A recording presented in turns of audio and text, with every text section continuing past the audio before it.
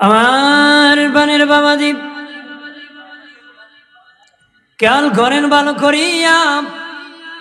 এই জন্য মুমিন ভালো মানুষ হতে হবে, ইবলিসের ধোঁকা থেকে বাঁচতে হবে। ইবলিস চায় মানুষকে জাহান্নামী বানাইয়া তার সাথে চিরস্থায়ী জাহান্নামী বানাতে চায়। আর ইবলিসের ধোঁকায় পড়িয়া জীবন যারা শেষ করে দিয়েছ, তোমাদের দাদা ইবলিস তোমাদেরকে ফেলে দিয়ে জাহান্নামে যাবে না রে, নিয়ে নিয়ে জাহান্নামে চলে যাবে রে। একা যাবে না, সবাই রে জাহান্নামীকে নিয়ে যাবে। কারণ সব জাহান্নামীরা হাসরের মাঠে ইবলিসের বিপক্ষে মামলা দিবে আল্লাহর আদালতে। কি দিবে? আল্লাহ সব জাহান্নামীকে বলবে চলো তোমরা জাহান্নামের মেইন গেটে চলে যাও। মেইন গেটের আগুনের শিকার উপর ইবলিসকে দাঁড় করানো হবে। আল্লাহ ইবলিসকে জিজ্ঞাসা, আমার বান্দাবান্দিকে কি তুই ধোঁকা দিয়েছ? সে বলবে, আল্লাহ তুমি সব খাওয়াইছো কিন্তু আমার কথা শুনছে, তোমার কথা শুনে নাই। তোমার কথা কি? আল্লাহ তখন ডেকে বলবেন, আরে আমার বান্দাবান্দি, সত্যই কি তোমরা রে আমার কথা না শুনিয়া তার কথা শুনছো? বান্দা বান্দি মাথা নত করে ফেলবে। আমার আল্লাহ বলবেন, ফিরিস্তা তাদেরকে পিঠায় পিঠায় জাহান্নামে নিক্ষেপ করে দাও। একটু চিল্লায় বলেন নাউজুবিল্লাহ। আমরা কি এরকম জাহান্নামে যেতে চাই? যেরকম যেতে চাই? দোস্ত বুজুর্গরা রে, খেয়াল করেন ভালো করিয়া। প্রথম পয়েন্ট ধরতেছি। এক যুবক ছেলে নবীর কাছে আসিয়া বলে, ইয়া রাসূলুল্লাহ, মারাত্মক গুনাহ করেছি, অন্যায় করেছি গো নবী, কিভাবে আমার গুনাহ মাফ হবে গো? এমন সময় নামাজের সময় হয়ে গেল। নবী মুয়াজ্জিনকে বললেন, আজান দাও। মুয়াজ্জিন আজান দিয়ে দিলেন। নবী নিজে ইমামতি করলেন। যুবক ছেলে নবীর পাশে নামাজ আদায় করলে। গুনাহগার যুবক সালাম ফিরানোর পরে নামাজ শেষ হয়ে গেল। যুবক ছেলে ডেকে বলে, নবীজি আমার কি গুনাহ ক্ষমা হবে নি গো? নবী বলে, যুবক তুমি কি আমার সাথে নামাজ পড়ো নাই? ইয়া রাসূলুল্লাহ, আপনার সাথে নামাজ আদায় করেছি। নবী কই, এটা এমন নামাজ যেই নামাজে আমল নামার মধ্যে কোনো গুনাহ থাকে না রে। জোরে বলেন না। একটু শ্বাসটা কমাই তো, আমার ডর করে তুই। দোস্ত বুজুর্গরা রে, খেয়াল করেন ভালো করিয়া। ও বাবাজি, দিনের নবী বলেন, বাবা সাহাবী, তোমাদের বাড়ির পাশে যদি রে একটা পানির নহর থাকে, প্রতিদিন যদি তোমরা 5 বেলা গোসল করো, তোমাদের দেহের মধ্যে কোনো ময়লা থাকবে না। ইয়া রাসূলুল্লাহ, না না নবী, আমাদের দেহের মধ্যে কোনো ময়লা থাকবে না। নবী বলেন, দৈনিক 5 বার গোসল করলে যেমন ময়লা থাকবে না, ঠিক 5 বার নামাজ পড়লে আমল নামার মধ্যে কোনো গুনাহ থাকবে না রে। আমল নামা কি গুনাহ থাকবে? জীবনের গুনাহ ক্ষমা হয়ে যাবে। আল্লাহ বলেন, নবী যখন মেরাজে গিয়েছেন, আল্লাহর সাথে যখন দিদার হয়েছে, নবী ডেকে বলে, মালিক আল্লাহ, তুমি তো আমার সাথে আনিয়া দেখা করেছো, আমার উম্মতকে তুমি দেখা দিবানি। আমার আল্লাহ বলে, হাবিব আপনাকে আনিয়া সাক্ষাৎ দিয়েছি, আপনার উম্মতকে জমিনে যায় নামাজে আমি সাক্ষাৎ দিব। হযরত আলী রাদিয়াল্লাহু তাআলা আনহুকে জিজ্ঞাসা করা হয়েছিল, আলী তুমি যে আল্লাহকে সিজদা করো রে, আল্লাহকে দেখো নি? আলী বলেন, আমি ওই আল্লাহকে সিজদা করি না। জি, আল্লাহকে আমি আলী দেখি না। হযরত আলী আল্লাহকে দেখে দেখে সিজদা করতেন, দেখে দেখে সিজদা করতেন। উনি যখন জিহাদের মাঠে যেতেন, তীরগুলা ওনার দেহের মধ্যে ঢুকে যেত, খুলতে দিতেন না বাবাজি। দিনের নবী বলতেন, আমার আলী যখন নামাজে দাঁড়াবে, টানিয়া টানিয়া তোমরা খুলে ফেলবা, কারণ তার দিল শীতল হয়ে যায়, আল্লাহর নামে পানা হয়ে যায়। হযরত আলী রাদিয়াল্লাহু তাআলা আনহু নামাজে যখন দাঁড়াতেন, সাহাবীরা টেনে টেনে খুলে ফেলে দিতেন, নামাজ শেষ করে দেখতেন তীরগুলা দেহে নাই, বলতেন তোমরা কেন খুললা? যদি না খুলতাম, আমি যদি জিহাদের মাঠে তীরসহ শাহাদাত বরণ করতাম, নবীজ এই তীরসহ আমাকে কবরে রেখে দিতেন রে, কিয়ামতের দিন ওই তীর আমার শাহাদাতের সাক্ষী হয়ে যেত রে। কেন খুললাম, কেন খুললাম বাবাজি? এইভাবে হযরত আলী রাদিয়াল্লাহু তাআলা আনহু নামাজে দাঁড়াইলে টের পেতেন না, আমাদেরকে মশায় কামড় দিলে 3 ফাল দেয়।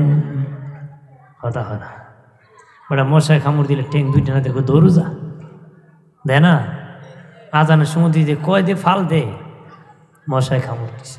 আর যিনি শিখ ঢুকে পড়ছে তোর বাড়ি, তীর ঢুকে গেছে, টানিয়া করছে, টের পায় না। আল্লাহ নামে এত ফানা হয়েছে, সুবহানাল্লাহ বলে না, আরো জোরে বলে। ইমাম সাহেব তাশাহুদ একটু লম্বা করলে তি মুসল্লি কয় মানে ইমাম সাহেব আমারই শেষ, তোমার কি তা শেষ না? হ্যাঁ, সিগন্যাল দে, সিগন্যাল। আমার বানের বাবাজি খেয়াল করেন ভালো করিয়া, তবে জেনে রাখো কোন গুনাহগারের সাথে আল্লাহর দিদার হয় না রে, কোন গুনাহগারের সাথে আল্লাহর মেরাজ হয় না, কোন গুনাহগারের সাথে আল্লাহর সাক্ষাৎ হয় না। তবে তো আমি আপনি সকলেই গুনাহগার, আমাদের সাথে কি আল্লাহর দিদার নামাজে হয় না? হা হয়। কেমনে হয় জানুনি? আল্লাহু আকবার বলে যখন নামাজে দাঁড়ায় যায়, একজন ফেরেশতা আসিয়া আপনার আমল নামার গুনাহটা গাটুরি বাঁধিয়া আপনার সামনে মাথায় নিয়ে দাঁড়ায় থাকে রে। তখন ওই নামাজি ব্যক্তির আমল নামার মধ্যে কোনো গুনাহ থাকে না, শুধু নেকি আর নেকি রে। তার আমল নামার মধ্যে কোনো গুনাহ থাকে না, আল্লাহর সাথে মেরাজ হয়ে যায়, দিদার হয়ে যায়। নামাজ যখন শেষ হয়ে যায়, ওই লোক আল্লাহকে দেখে বলে, ওই ফেরেশতা ডেকে বলে, মালিক আল্লাহ গো, তার আমল নামার মধ্যে কি গুনাহ দিয়ে দেব নাকি? আল্লাহকে আমার নাম রহমান, আমার নাম রাহিম, আমি বড় দয়াবান, আমার বান্দার সাথে দিদার হয়েছে, আমি আল্লাহ এই দিদারের কারণে বান্দার জিন্দেগীর গুনাহগুলি ক্ষমা করে দিয়েছি। বিষয়টা খারাপ লাগতেছে নাকি? ভালো লাগে না খারাপ লাগে? বেশি ভালো লাগার কথা না, কারণ দরকারি কথা তো বেশি ভালো লাগে না, তবে মুমিন হিসেবে ভালো লাগার কথা, এটা দরকারি কথা। কবরে গেলে বোঝা যাইব কোন কাজের কোন কথা। কথা না ভালো কথা না মন্দ কথা, কোনটা আমার উপকারে আসছে, নিত্য প্রয়োজনীয় কথা। কথা বলেন ঠিক কিনা? জোরে বলে। আমার প্রাণের বাবাজি খেয়াল করেন ভালো করিয়া, ও প্রাণের বাবাজি, যারা নামাজ আদায় করবে তারা 4 জন সাহাবীর সাথে জান্নাতে যাবে। আলহামদুলিল্লাহ বলেন না, জোরে বলে। যারা নামাজ আদায় করবে তারা 4 জন সাহাবীর সাথে জান্নাতে যাবে। যারা নামাজ পড়বে না তারা 4 জন কাফেরের সাথে জাহান্নামে যাবে। নাউজুবিল্লাহ বলেন না, আরো জোরে বলেন। বাবাজি আল্লাহ নবীর বিদায়ের পরে প্রথম বাদশা খলিফা আবু বকর সিদ্দিক ছিল। এই দুনিয়ার যারা মুসলিম বাদশা আছে তারা যদি নিজে নামাজ পড়ে আর রাষ্ট্রকে নামাজি বানায় গো, নিজে যদি নামাজ পড়ে রাষ্ট্রকে যদি নামাজি বানায়, সিদ্দিক আকবরের মতন বাদশা সাহাবীর সাথে জান্নাতে থাকবে। আরো জবান খুলে বলে। হযরত উমর হলো মন্ত্রী, হযরত উমর হলো মন্ত্রী। এই দুনিয়ার মন্ত্রী এমপি ডিসিরা যদি নিজে নামাজ পড়ে সমাজকে নামাজি বানায়, হযরত উমর ফারুকের মতন মন্ত্রী সাহাবীর সাথে জান্নাতে যাবে। উসমান গনি হলেন সাহাবীদের মধ্যে ধনী। এই দুনিয়া ধনী যারা আছো, নিজে যদি নামাজ পড়ো তোমার সমাজকে নামাজি বানাও, উসমান গনির মতন ধনী সাহাবীর সাথে জান্নাতে যাবে রে। হযরত আলী হলেন গরিব। যারা গরিব আছো ভালো করে শুনে নাও, দিন আনো দিন খাও, টালাগাড়ি ড্রাইভিং করো, রিক্সা চালাও, ভালোভাবে শুনে নাও। নবীর সাহাবীর মধ্যে হযরত আলী হলেন গরিব।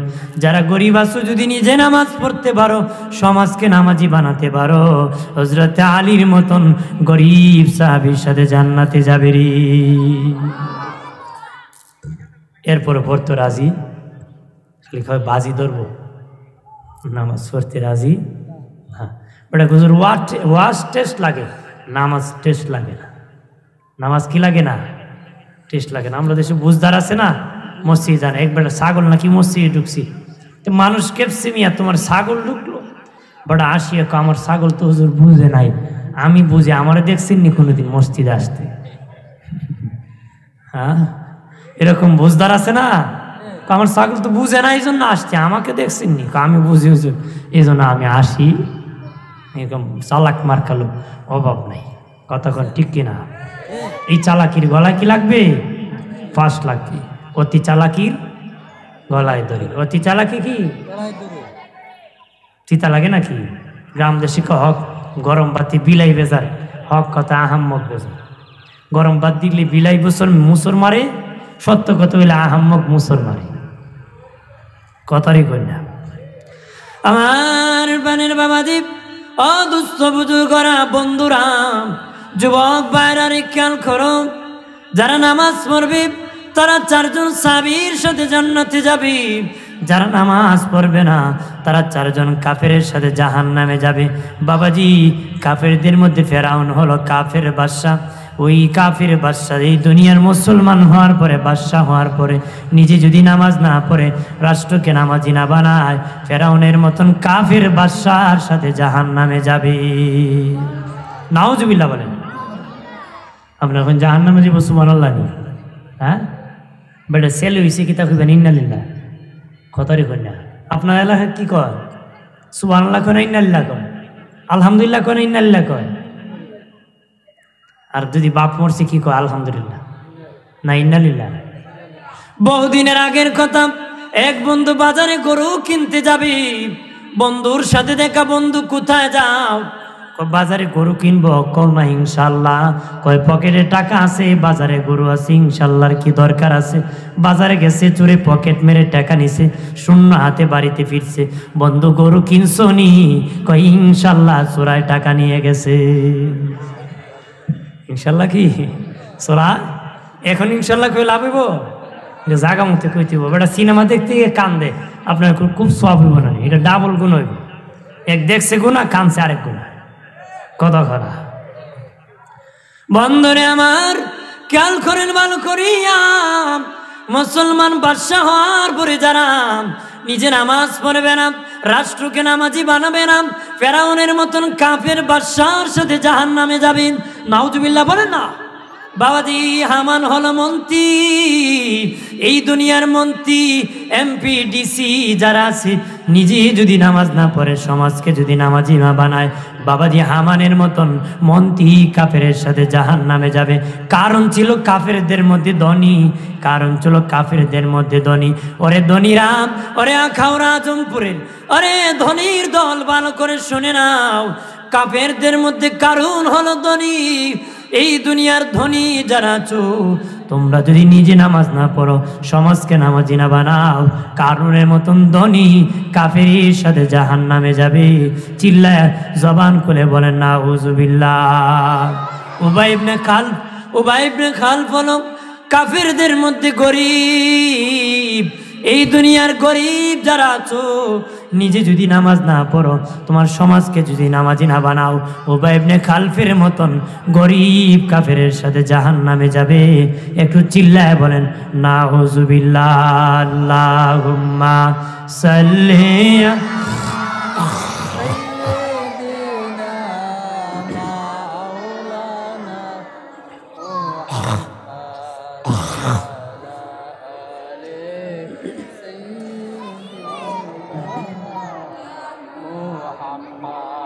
اللهم صل على سيدنا مولانا محمد وعلى آل سيدنا مولانا।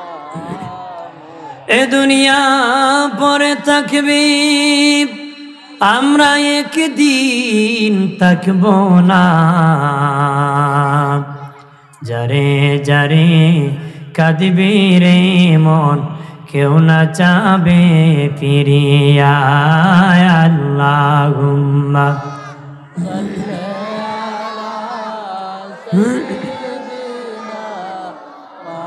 আলা مولانا محمد وعلى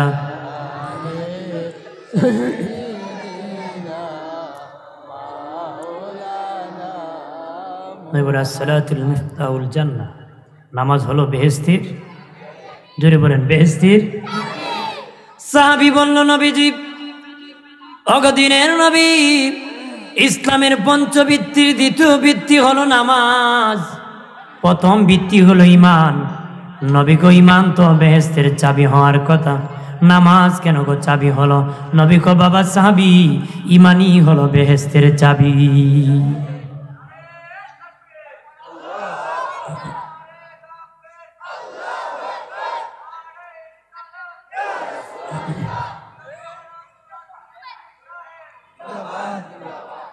ঈমান হলো কি?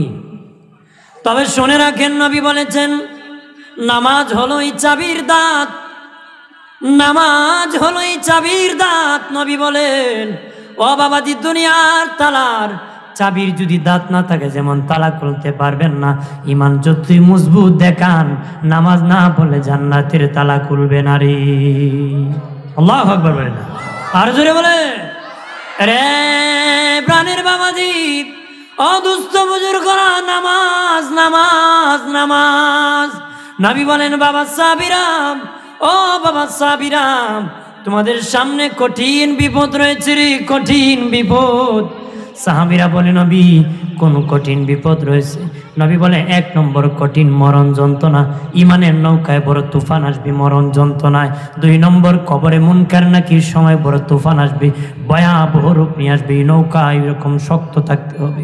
3 নম্বর মিজানের, 3 নম্বর মাটির, কবরের মাটির চাপ এমন চাপা মারবে রে বাবা সাহাবী, ওই সময় বড় ভয়াবহ মোকাবেলা করতে হবে। 4 নম্বর মিজানের পাল্লার কাছে বড় ভয়াবহ মোকাবেলা করতে হবে। 5 নম্বর ফুলসিরাতের পারে হীরার চেয়ে দাঁড় হবে, চুল হতে চিকন হবে, আবশ্যা হতে অন্ধকার হবে, ওই পুল পার হয়ে জান্নাতে বড় ভয়াবহ মোকাবেলা করতে হবে রে। আল্লাহু আকবার বলেন না। সাহাবীরা বলে, নবী, অদিনের নবী, এই 5টা মহা বিপদ আমাদের সামনে আছে, বিপদ থেকে কেমনে বাঁচব? নবী বলেন, বাবা সাহাবীরা রে, তোমরা যদি 5টা কাজ করো, যদি 5টা কাজ করো, তোমরা 5টা বিপদ থেকে বেঁচে যাবা, 5টা বিপদ থেকে বেঁচে যাবা। 1 নম্বর বিপদ মরণ যন্ত্রণা, ওই বিপদ থেকে বাঁচতে গেলে তোমরা ফজরে নামাজ আদায় করতে হবে। ফজরে নামাজ আদায় করলে মায়ের কোলে সন্তান যেমন দুধ খেতে খেতে শুয়ে যায়, ফজরের নামাজি আল্লাহর জমিনে এইভাবে ঘুমায় যাবে। জোরে বলেন না সুবহান। 3 নম্বর বাবাজি, 2 নম্বর নবী বলেন, কবরে মুনকার নাকির ভয়াবহ রূপ ধরবে। নবী বলেন, যারা জোহরের নামাজ আদায় করবে, জোহরের নামাজ আদায় করবে গো, তার কবর মুনকার নাকি ভয়াবহ রূপ ধরবে না, স্বাভাবিক রূপে আসবে, সহজে উত্তর দিয়ে দিবি। 3 নম্বর কবর সংকীর্ণ হবে, কবর চাপা মারবে, ডান দিকের হাড় বাম দিকে যাবে, বাম দিকের হাড় ডান দিকে যাবে, চুরমার করে ফেলবে রে। নাস্তিকেরা বলেন, কবরের আযাব বলতে কিছু নাই, চাপা চাপি বলতে কিছু নাই, আল্লাহ বলতে কিছু নাই। তারা বলে মহাশূন্যে নাকি একটা গ্রহ ছিল, হঠাৎ করে বিস্ফোরণ হয়ে গেছে, বিস্ফোরণ হয়ে পৃথিবী হয়ে গেছে। জোরে কইনা নাউজুবিল্লাহ। আমি যদি বলে, রে আখাউরা, আজমপুরের বাবাজি, এইখানে একটা লোহার টুকরা ছিল, আর এই লোহার টুকরা হঠাৎ করিয়া বিস্ফোরণ হয়ে গেল, হয় এক টুকরা মাউথপিস হয়ে গেল, আরেক টুকরা তার হয়ে গেল, আরেক টুকরা বাজে ইউনিট হয়ে গেল, মেশিন হয়ে গেল, ব্যাটারি হয়ে গেল, বাইরে সব মিলিয়া মাইক হয়ে গেল। আপনারা কি তা কইবেন? মানে তার সিরা হুজুরটা করতে কইব না? আপনার এখন সাধারণ লোহা বিস্ফোরণ হয়ে যদি মাইক হলে তার সিরা হয়, যারা মহাশূন্যে বিস্ফোরণ হয়ে পৃথিবী হইছে, এরা তার কেমন ছিড়ছে? আপনারা বলেন, যদি মাইক বানাইছে লোহা বিস্ফোরণ হয়ে তার সিরা হয়, যারা বলে যে পৃথিবী হয়ে গেছে বিস্ফোরণ হয়ে, এরা তার কেমন ছিড়ছে? ধরে কইতে পারেন, অত বড় শিক্ষিত, এরা আবার তার চেয়ে কেমন? শিক্ষিত মানুষের বেশি ছিঁড়ে, কথারই হয় না। শিক্ষিত মানুষের কি এটা গল্প কই, এক শিক্ষা অফিসার গিয়েছিল এক শিক্ষা প্রতিষ্ঠানে, ক্লাসরুমে জিজ্ঞাসা করে এখন কোন ক্লাস রে, এরা কয় এখন অঙ্কের ক্লাস। কিসের ক্লাস? অঙ্কের ক্লাস। ভালো সময় একটা অঙ্ক করো, এরা কাগজ কলম রয়েছে অঙ্ক করবে। তোমাদের স্কুলের গেট থেকে তোমাদের ক্লাসরুমে আসতে আমার 10 মিনিট সময় লাগছে, বলো তো আমার বয়স কত? অঙ্ক কেমন? বেতাল অঙ্ক না? কি কয়? কয় গেট থেকে ক্লাসরুমে আসতে 10 মিনিট সময় লাগছে, বলো তো আমার বয়স কত? পোলাপান কাগজ কলম ফালায় বলিছে। দেখবেন প্রত্যেক ক্লাসে যারা মুরব্বী বাবাজি যুবক বন্ধু আছেন, প্রত্যেক ক্লাসে পণ্ডিত পোলাপান আছিল, আপনাদের সাথেও আছিল, আমাদের সাথে আছে। 2-1 জন পণ্ডিত থাকে, এক পণ্ডিত এমনি খাইতেছে। একটু বড় জিগা অফিসার, অঙ্ক করছো রে? এক স্যার আমি করছি। কি কয়? বার করছো বয়স? হ্যাঁ বার করছি। বয়স কত? স্যার আপনার বয়স 60। আন্তাজি কইছে লাগিয়ে গেছি, আন্তাজি কইছে। স্যারে যে অঙ্ক দিয়ে করছো সূত্র কি? অঙ্ক করতে সূত্র লাগে না নে? তুই দিয়ে অঙ্ক করছো আমার বয়স বাহির করছো, সূত্র কি রে? স্যার অবশ্যই সূত্র আছে। সূত্র ছাড়া অঙ্ক করছি না। কি সূত্র? আমার বাড়ির পাশে একটা ভাই আছে আধা পাগল, বয়স 30, আপনি পুরা পাগল, বয়স 60। কারণ আধা পাগলের বয়স দিয়ে 30 হয়, পুরা পাগলের বয়স কত? নাস্তিকরা পুরা পাগল, নাস্তিকরা কি পাগল ছাগল ছাড়া এমন কথা বলতে পারে? আমার বানের বাবাজি, অদুস্থ বুজুর্গ, ও বাবাজি, নবী বলেন কবর চাপা দিবে রে, এটা ভয়াবহ মোকাবেলা করতে হবে। ইমানের নৌকায় সময় বড় তুফান এসে যাবে, চাপা চাপি এসে যাবে। বাবা সাবিরা রে, তোমরা যদি 3 নম্বর আসরের নামাজ পড়তে পারো, কবর সংকীর্ণ হবে না, কবর চাপ দিবে না, কবর জগৎ হয়ে যাবে। 4 নম্বর বিপদ, মিজানের পাল্লার কাছে গো, মিজানের পাল্লায় আমাকে আপনাকে হতাশ করে দিবে গো। না জানি রে কম না কিনে কি হয়ে যায়, দুযোগে চলে যায়। বড় ভয়াবহ মোকাবেলা করতে হবে, বড় তুফান এসে যাবে। নবী বলেন বাবা সাবিরাম, ওই তুফান মোকাবেলায় মিজানের পাল্লা, নেকির পাল্লা বাড়ি করতে তোমরা মাগরিবের নামাজ আদায় করবা। মাগরিবের নামাজ যদি আদায় করতে পারো, মিজানের পাল্লায় নেকির পাল্লা বাড়ি হয়ে যাবে। আর 5 নম্বর নবী বলেন ফুলসিরাতের পুলের মধ্যে ভয়াবহ মোকাবেলা করতে হবে রে। কেউ হামাগুড়ি দিয়া ফুলসিরাত পার হবে, কেউ ঘোড়ার দৌড়ে নিয়ে যাবে, কেউ বাবাজি বিজলির আকারে যাবে। রাস্তা একটা ঠিক, দৌড়ের গতি কয়েকটা হবে, রাস্তা একটা, দৌড়ের গতি কয়েকটা হবে। বাবাজি কেউ আবার ফুলসিরাতের পুলে উঠে জাহান্নামে পড়ে যাবে, জাহান্নামে পড়ে যাবে। কিন্তু 3 প্রকার ব্যক্তি যেতেই থাকবে, কেউ বিজলির আকারে যাবে, কেউ ঘোড়ার দৌড়ে নিয়ে যাবে, কেউ হামাগুড়ি দিয়ে যাবে। আমার মোবাইল আছে হাতে, এটার বাতি 2 থেকে 3 হাত দেখা যায়। আমি দৌড় দিতে 2-3 হাত থেকে দৌড় দিতে হবে। 50 হাতের দৌড় দিলে কালে পড়তে হবে, টাচ লাগতে হবে, পানি ঢুকতে হবে। কেন? আমার দৌড়ের গতি কম হবে বাবাজি, লাইটের পাওয়ার কম, দৌড়ের গতি কম। আর মিজানের পাল্লা ফুলসিরাতের পুলে বাবা, যার আমল যত বেশি গো, তার লাইটের পাওয়ার তত বেশি হবে, তার দৌড়ের গতি তত বেশি হবে। যার লাইটের পাওয়ার যত বেশি, যারা পাওয়ার 1st ক্লাস আমলদার, তারা বিজলির আকারে জান্নাতে চলে যাবে। যারা 2nd ক্লাস ঘোড়ার দৌড় এনে জান্নাতে যাবে, তারা 3rd ক্লাস বাবাজি হামা ঘুরি দিয়ে জান্নাতে যাবে। যার যেমন পাওয়ার তার তেমন দৌড়ের গতি হবে। আরো জোরে বলে দিনের নবী বলেন, যারা এশারের নামাজ আদায় করবে, এশারের নামাজ আদায় করবে গো, ওই ব্যক্তি ফুলসিরাত আলো হয়ে যাবে, মাওলার জান্নাতে চলে যাবে। আল্লাহ ডেকে বলেন হাবিব, 5 ওয়াক্ত নামাজ ফরজ করে দিয়েছি, 4 ওয়াক্ত নামাজ অন্য নবীরা পড়েছে, 1 ওয়াক্ত নামাজ কোনো নবী পড়ে নাই। আদম নবীর দোয়া যখন কবুল হয়েছিল, ওই সময় বাবা ফজরের সময় ছিল, উনি দোয়া কবুল হওয়ার পরে শুকরিয়াতান 2 রাকাত নামাজ আদায় করেছিলেন। আমার আল্লাহ খুশি হইয়া ওই 2 রাকাত ফজরের নামাজ ফরজ করে দিয়েছি। ইব্রাহিম নবীর কথা বলা হয়েছে, মুসা নবীর কথা বলা হয়েছে। ইব্রাহিম নবী যেদিন আঙ্গুন থেকে বের হয়েছিলেন ওই সময় ছিল জোহরের সময়। উনি শুকরিয়া তান 4 রাকাত নামাজ পড়েছিলেন। 4 রাকাত নামাজ পড়ার কারণে আমার আল্লাহ বাবাজি ওই 4 রাকাত জোহরের নামাজকে ফরজ করে দিয়েছি। নূহ নবী বন্যা যেদিন পানি শেষ হইয়া বাবাজি ওনার কিস্তি সফিনা নূহ যখন নৌকা যখন মাটিতে লেগেছিল বাবা, ওই সময় ছিল আসরের সময়, ওই সময় ছিল আসরের সময়। উনি শুকরিয়া তান 4 রাকাত নামাজ আদায় করেছিলেন। আমার আল্লাহ ওই 4 রাকাতকে আসরের নামাজ ফরজ করে দিয়েছি। বাবাজি দাউদ নবী আসরের পরে মোনাজাত শুরু করলেন গো, কান্নাকাটি শুরু করে দিলেন। আসরের পরে দোয়া কবুল হয়, আসরের পরে দোয়া কবুল হয়। বাবাজি উনি কান্নাকাটি শুরু করলেন, কানতে কানতে কানতে মাগরিবের সময় আমার আল্লাহ কুচখবরি পাঠায় কয়, রে দাউদ তোমার দোয়া কবুল করেছি, দোয়া কবুল করেছি। উনি তখন মাগরিবের সময় 4 রাকাত নিয়ত করে নামাজ শুরু করলেন। 2 রাকাত পড়লেন, 3 রাকাত পড়লেন। 3 রাকাতের দ্বিতীয় সিজদা দিয়ে যখন চতুর্থ রাকাতে দাঁড়াবেন তখন উনি বেহুশ হয়ে জমিনে পড়ে যান। 4 রাকাত পড়তে পারেন নাই, 3 রাকাত পরে বেহুশ হয়ে পড়ে যান। আল্লাহ বলেন আমার দাউদ 3 রাকাত পরে বেহুশ হয়ে পড়ে গেছে, এই জন্য আমি আল্লাহ মাগরিবের নামাজকে 3 রাকাত ফরজ করে দিয়েছি। আর এশারের নামাজ কোন নবী পড়ে নাই। আল্লাহ বলেন হাবিব কোন নবী এশারের নামাজ পড়ে নাই। আপনার উম্মতের শান মান ইজ্জত বাড়ায় দেওয়ার জন্য আমি আল্লাহ এশারের 4 রাকাত নামাজ ফরজ করে দিয়েছি।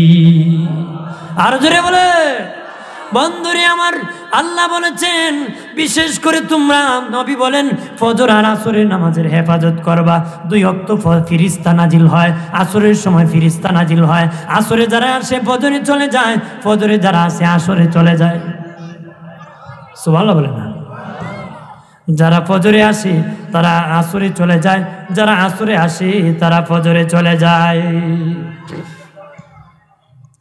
বন্ধুরে আমার যারা আসরে আসিয়া ফজরে চলে যায়, যাওয়ার পরে আল্লাহ বলেন আরে ফেরেশতারা আমার বান্দা বান্দিকে কি দেখছো তারা বলে আল্লাহ গো যাও দেখছি তোমার বান্দা নামাজে, আসার সময় দেখছি নামাজে। যারা ফজরে আসে আসরে চলে যায় তাদেরকে জিজ্ঞেস করে যেয়েছিলাম ফজরের নামাজে, আসার সময় দেখছি আসরের নামাজে। আল্লাহ বলেন আমার বান্দা বান্দিকে তোরা যাও পাইছ নামাজে, আসার সময় দেখি আসছ নামাজের মধ্যে আছো, তোরা সাক্ষী দিয়েছ আমার বান্দা বান্দি নামাজের তোদেরকে সাক্ষী রেখে আমার ওই সমস্ত বান্দা বান্দির জীবনের গুনাহ মাফ করে দিয়েছি। জোরসে বলেন না আমার বানের বাবাজি খেয়াল করেন ভালো করিয়া। ও বাবাজি নামাজ ছাড়া যাবে না রে। নামাজ এমন একটি ইবাদত পাপ থেকে বাঁচায় দেয়, পাপ থেকে নামাজ বাঁচায় দেয়, পাপ থেকে বাঁচায় দেয়। আল্লাহর নবী যখন অসুস্থ হয়ে পড়েছেন বললেন বাবা সাহাবীরাম জুমার মসজিদে যাব রে। সাহাবীদের কাঁধে ভর করে নবী মসজিদ নববীতে নামাজ পড়েছেন। আরেকদিন যেদিন ইন্তেকাল করবেন এর আগে বেশি অসুস্থ হয়ে পড়লেন। আম্মা জান আয়েশাকে নবী বললেন রে আয়েশা রে আমাকে একটু বিছানার থেকে উঠায় বসাও। আম্মা জান আয়েশা বলেন আমি উঠায় বসাইলাম। নবী এত দুর্বল, নবী বসতে পারতেছেন না, আমার বুকের মধ্যে হেলান দিয়ে নবী বসতেন। বললেন জানালা খুলে দাও, আমি জানালা খুলে দিলাম। নবী মসজিদ নবীর নামাজ দেখিয়া চোখের পানি ছেড়ে দিছি। দিনের নবী নামাজ ইমামতি দেখিয়া চোখের পানি ছেড়ে কান্দে গো। আম্মা জান আয়েশা বলেন নবী কি জন্য কাঁদতেছেন? বুঝতে পেরেছি ইমামতি যেতে পারেন নাই, মসজিদে নামাজ পড়তে পারেন নাই। নবী বলেন না না না আয়েশার এই কারণে আমি কাঁদতেছি না রে আয়েশা। ওরে আয়েশা এই নামাজের জন্য আমি কত মেহনত করেছি, কত মানুষ তুতু নিক্ষেপ করে দিয়েছে, তায়েফের মানুষ পাথর মারছে, সেজদায় যখন চলে গেছি মাথার মধ্যে নারী বুড়ি উঠে ঢেলে দিছি রে। এরে আয়েশা উঠের নারী বুড়ি মাথায় দিছে রে। আমি আবার মাথায় এত ওজন নারী বুড়ি, মাথা উঠাইতে পারতেছি না, মাথা উঠাইতে পারতেছি না। আমার মেয়ে ফাতেমাতুজ জোহরা যাইয়া নারী বুড়ি সরাই দিছে, তখন আমি সোজা হয়ে দাঁড়াইছি। এইভাবে জুলুম করেছি। আজকে আমি নবী যদিও দিতে পারি নাই, আমার মসজিদের নামাজ বন্ধ হয় নাই, আমি আনন্দে চোখের পানি ছেড়ে দিছি। সুবহানাল্লাহ বলে না, আরো জোরে বলে সুবহানাল্লাহ। হইতে ডরাই না আপনারা, অনেক আছে ডরাই হয় না, কারণ এখানে সুবহানাল্লাহ হইলে মাইকে বাড়ির থেকে উনা যাইব, উনা জীবন নেই। সব বেটার বই স্বামীর কণ্ঠ চিনি, বাড়ি চলে বাড়িতে গেলে যদি কয় আর কেউ আওয়াজ শুনলাম না, খালি তোমার আওয়াজই শুনলাম, বলে বেটা ডরে আর সুবহানাল্লাহ হয় না। এমন আছে না তা? আখাউড় আজমপুরের মানুষ তো আমি শুনছি খুব সবল মানুষ, এরাও তো দুর্বল না। আপনারা কি দুর্বল না? তা জোরে কন্যা সুবহানাল্লাহ, আরো জোরে। এখন বোঝা গেছে, কারণ আপনারা সজাগ আছেন না, ঘুমো আছেন, আমি কইতে পারবো। এখন যে এক একজন এক এক জায়গায় চলে যান, তো আজ কার দ্বারা আমি কোন? হ্যাঁ, এখানে বসে তো অনেকে চলে যেতে পারে, মন চলে চিটাং যেতে পারে, আবার নিখুর সপ্তম আসমানও জায়গা। তিন ভিক্ষুক ভিক্ষা করছে, সারাদিনে ভিক্ষা করে হাফ কেজি চাল পাইছে। কয় কেজি? Half KG. একটারই লাগা আধা কেজি, একটাই লাগি হাফ কেজি, একটারই লাগে। একটা আছে বেশি চালাক, এটা দুইটা রাখো। আমরা ঘুমাই যাই গিয়া, ঘুম থেকে উঠিয়া যে যে স্বপ্নে দেখি এটার উপর নির্ভর করে খাই মনে। দুইটা ঘুমাই গেছে গা, চালাকটা খাই ফেলছে। চালাকটা কি খাই ফেলছে, খায়া দুইটা রাখো, উঠো রে উঠো উঠো। তো উঠাইছে পরে, আরে তুই কি স্বপ্নে দেখছো? দেখ আমি দেখি স্বপ্নে দেখি কক্সবাজার সমুদ্র সৈকতে ঘোরাইতেছি। একটা এটা দেখছে। একটা জিজ্ঞাসা, তুই কি স্বপ্নে দেখছো? আমি স্বপ্নে দেখি চতুর্থ আসমানে ঘোরাইতেছি। হেরা দুইটা জিজ্ঞাসা, তুই কি স্বপ্নে দেখছো? কয়রে ভাই কয়ে লাভ নাই, আমি স্বপ্নে দেখি বিরাট বড় এক আজরাইল এসে এক বেন্দা লইয়া, বেন্দা আতুলি আমার শালা ভাত খা। আমি ডরে ভাত খাওয়া আরম্ভ করছি। আমরা ডাক দিলে না কেন? ডাক তো দিছি, তোমরা একলা চতুর্থ আসমানে, একলা কক্সবাজার ফাইভ কুয়ে জান বাঁচাইতে আমি খাইছি তার। তা আমি কোন কারে যদি আপনারা মনোযোগ না থাকে বলে তো লাভ হলো, লাভ হলো যেন মনোযোগ দিতে হবে। একটু তো শিব বলেন আল্লাহুম্মা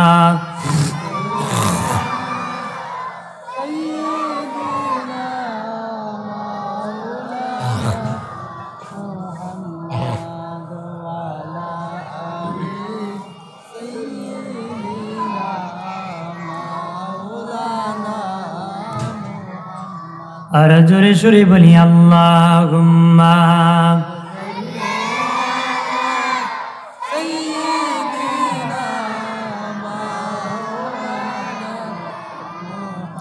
আলা আলি সাইয়্যিদিনা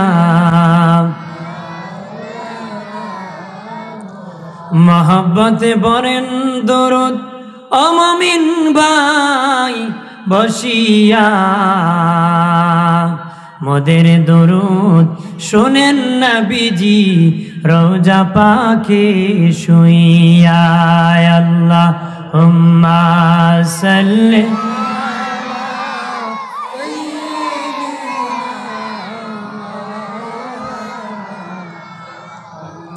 আলা আলি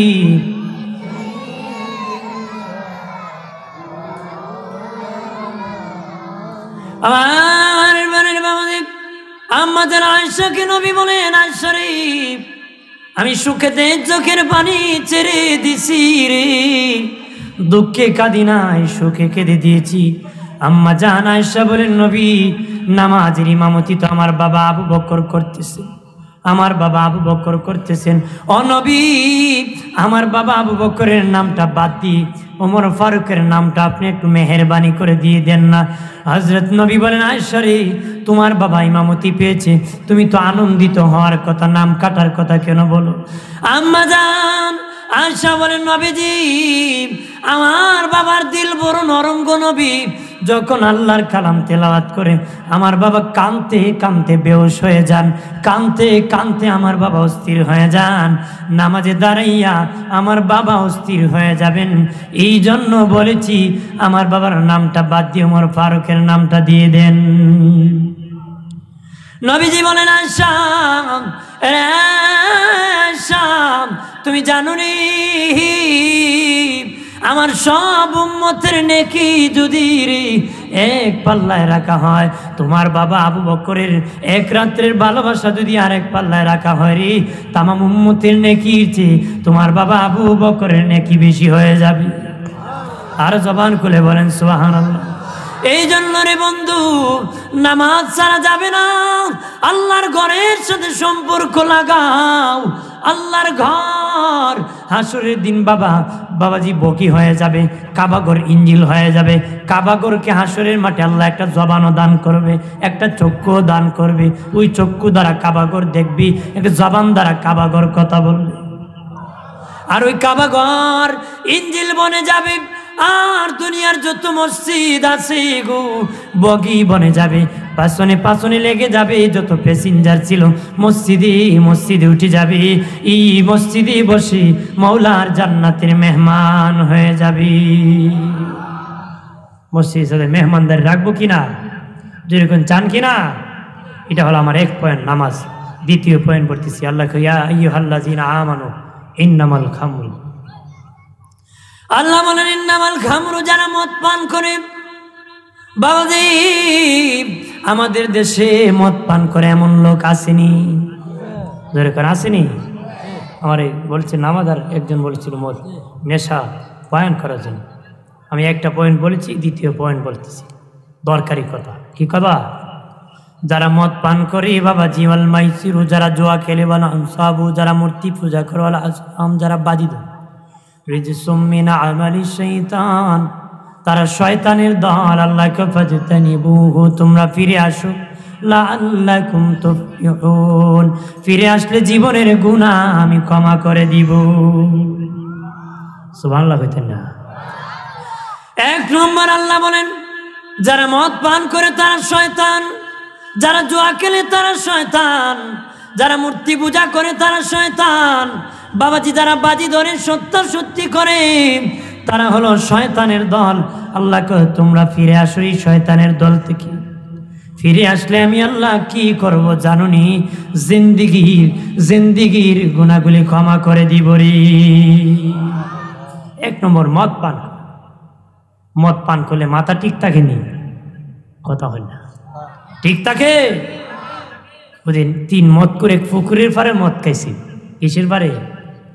ঠিক মতে যখন নিশায় লাগছে একটা আরেকটারে কয়, পুকুরে যদি আগুন লাগে মাছ কই যাই পড়ি। কি কয় বুঝেন? এখন কেমন মাতালিছে? আরেক মাতালে কয় দেখোস না পুকুরের পারে কত বড় বট গাছ উঠি। আরেকটা রয়েছে না মাতাল, হ্যাঁ কয় দৌড়ু যা, বট গাছে তো মাছ উঠে না, বট গাছে তো গরু উঠে। মদ খেলে এমন মাতাল হই, এমন মাতাল। বন্ধুরে আমার খেয়াল করেন ভালো করে, মদ পান করিও না রে যুবক। ও যুবক, বাবা ইয়াবা খেন খাবে রে বাবা। ও যুবক, বাবা ইয়াবা খেন খাবে রে, এটা খাইস না। তুই যে নেশা করস, তোর বাবার কাছে তোর মূল্য নাই, তোর মায়ের কাছে তোর মূল্য নাই, বিবির কাছে মূল্য নাই। বিবি বাবাকে ডাক দেয়া কয় একটা কার কাছে বিয়ে দিলা, সেটা হলো নেশাগ্রস্ত। শ্বশুরের কাছে মূল্য নাই, সমাজের কাছে মূল্য নাই। সমাজের কোনো মানুষ ভালো দায়িত্বে তারে দেয় না রে, দেয়নি মাসে। দরকার হলে একটা ফার্ম দেখো দেলা বেটা, ও মারতো না তাই মামু মাথা গুলো কতক্ষণ ঠিক কিনা? তাই কুম্বালা খাম বানাইবা, আর কুম্বালা কোন খাম করবা, এদের কোনো ঠিক